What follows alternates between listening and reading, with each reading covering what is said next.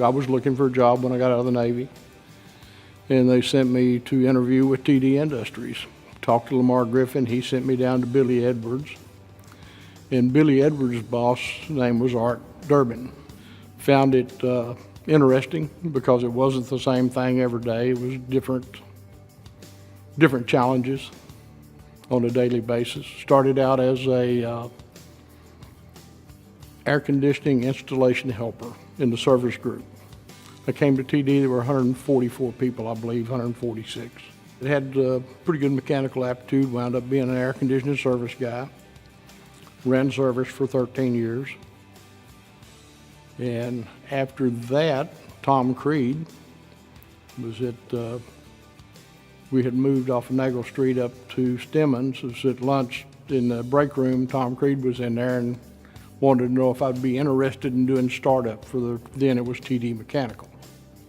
And I kind of chickened out on him, and a few weeks later he called me back and he said, "You're just a coward to try it, aren't you?" Well, that didn't work so good, so I tried it. And that was 81, I think.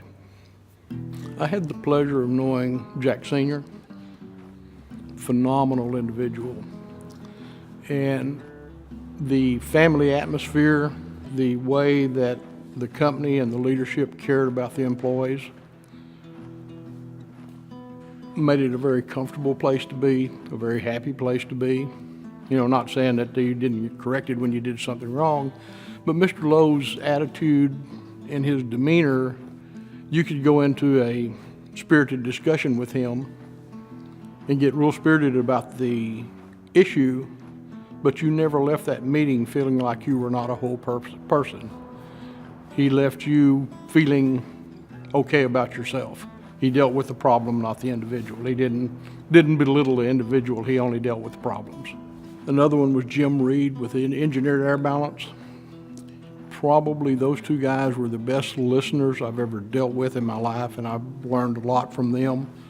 Jim Reed would make you repeat to him what you wanted done until he could repeat it back and understand it. So he, again, treated your opinion with respect, as did Mr. Lowe, and most of the leadership of our company has done that. You can be wrong, but they still respect your opinion. And part of what I learned from that is there's a reason God gave you 2 ears and 1 mouth. You need to listen more than you talk. Observe and listen, and you'll learn a lot more than you will if you try to talk your way through it. That's one of the things that the early on side of the company, Mr. Lowe was more about people than profit. So as long as we did okay, that was okay, and he pretty much let people grow and understand. And then later on, Jack Jr. kind of directed it towards profit and taught his dad that you can do a lot more for people if you're making money. Ballpark in Arlington, I probably did some growing on that, learned that there's price to be paid for when you open your mouth. Steve Dunn, engineer that designed the air conditioning system. And when we got to looking at it, he missed his design by about 25%. So in a meeting, I made a statement that I'd buy him a steak dinner if it worked. And I kind of had to go back and apologize for that. So it was a lesson learned, though, where it's much better to, when you're dealing with people and trying to educate people, it's much better to say, help me understand where you're trying to go with that.